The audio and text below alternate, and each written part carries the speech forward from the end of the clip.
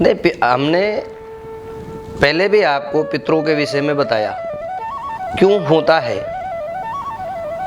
पितृदोष क्यों होता है, क्या निवारण उसका है, वो भी आपको बताया। लेकिन ये ठीक है, आपने पूछा कि भाई ये कैसे हम जाने कि पितृदोष है। देखो, पितृदोष के अनेकों लक्षण हैं और यह इसका स्तर क्या है, किस लेवल पर है, ये कई बार हम उसे जान नहीं पाते। जैसे आप एक उदाहरण माने, आपके पेट में हल्का सा दर्द हुआ, आपने पेट दर्द की दवाई खा ली, ठीक नहीं हुआ, आपको लगा किसी और व्यक्ति पे दिखाओ, आपने दिखाया, किसी ने कहा भाई आपकी नाप सरक गई है, फिर आपने कहीं और गए, किसी ने कहा डॉक्टर अच्छा नहीं है, तो 2, 4, 5 साल आपके ऐसे ही निकल जाते हैं। लेकिन जब आप उसे गहराई में जाते हैं, उसका अध्ययन करते हैं, उसका निष्कर्ष निकलता है, तब जा कर के पता लगता है तो बहुत गंभीर बीमारी हो गई है और हम इसे बड़े लापरवाही में ले रहे थे। डॉक्टर कहते भाई आप अगर थोड़ी और देर कर देते तो आपको मृत्यु तुल्य कष्ट हो जाता, आपके जीवन को बचाना हमारे लिए भारी हो जाता। उसी प्रकार से जब हम मेडिकल साइंस में जाते हैं, इन चीज़ों का ध्यान रखते हैं, लेकिन आध्यात्मिक दृष्टि से जब हम इसको देखें, कई बार चीज़ें समझ ही नहीं आती हैं, क्योंकि जब इस दोष से हम ग्रसित रहते हैं, कई बार घर में जब हम लेटे हुए हैं, काम करने का मन नहीं हो रहा है, बच्चों का मन पढ़ाई में नहीं लग रहा है, किसी कार्य की ओर आगे बढ़ रहे हैं, सफलता नहीं प्राप्त हो रही है, बच्चों से कोई कंपटीशन नहीं निकल रहा है, अचानक कोई घटनाएं हो रही हैं, हम चीज़ों को हल्के में ले रहे होते हैं कि ये शायद ऐसे ही हो रहा होगा, ठीक हो जाएंगे। सपने आते हैं, कई बार शरीर में नकारात्मक ऊर्जा हो जाती है, काम में मन नहीं लगता है, पढ़ाई में मन नहीं लगता है।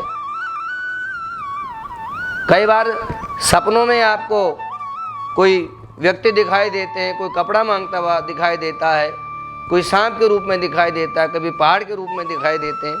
तो ऐसे अनेक क्रियाओं के द्वारा जो आप जान सकते हैं कि कहीं ना कहीं कभी सिर में दर्द हो रहा है, चक्कर जैसा आ रहा है, तो ऐसी बहुत सारी क्रियाएं होती हैं जिसके द्वारा आप ये ज्ञान कर सकते हैं कि पितृदोष के लक्षण हो रहे हैं। क्योंकि ये चीज़ें कहीं ना कहीं घर में कुछ ऐसी चीज़ें हो रही हैं, अकाल मृत्यु परिवार में बढ़ती जा रही हैं। देखो, है तो ईश्वर के हाथ में सब कुछ, ईश्वर ही करने वाले हैं, समय अनुसार सब काम है, सब लिपिबद्ध है। लेकिन बहुत सारे जब आप मनुष्य जीवन में हैं तो मनुष्य जीवन में ये सारा विचार करना पड़ता है। अगर आप विचार नहीं करेंगे, आप आध्यात्मिकता की ओर नहीं जाएंगे। किसी भक्त ने, किसी सज्जन ने ये प्रश्न किसी संत के आगे रखा कि महाराज आप ही लोग बताते हो कि 1,84 योनियों में भटक लिए,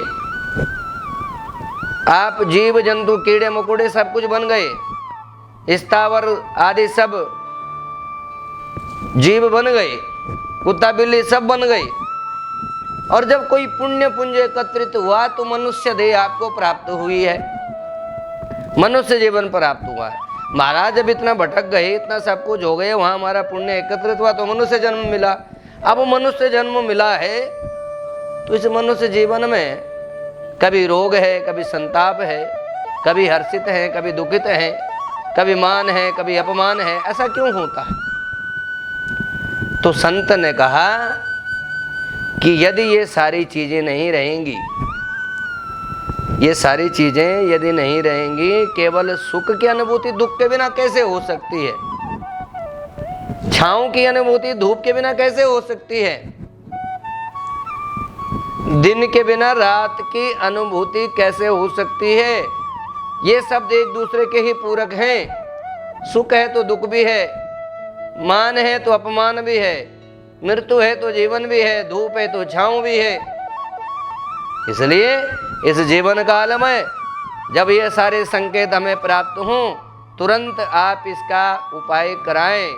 इसके लिए चाहे आपको पितृनारायणी से लेकर के, भागवत कथा से लेकर के, कोई और अन्य पुराण 18 पुराणों में से, अष्टादश पुराणों में से लेकर के अनेकों अनेकों उपाय, हमारे ज्योतिष विद्या से लेकर के ये सब चीज़ें निर्दिष्ट की गई है, शास्त्रों में दी गई हैं, प्रमाणित की गई हैं।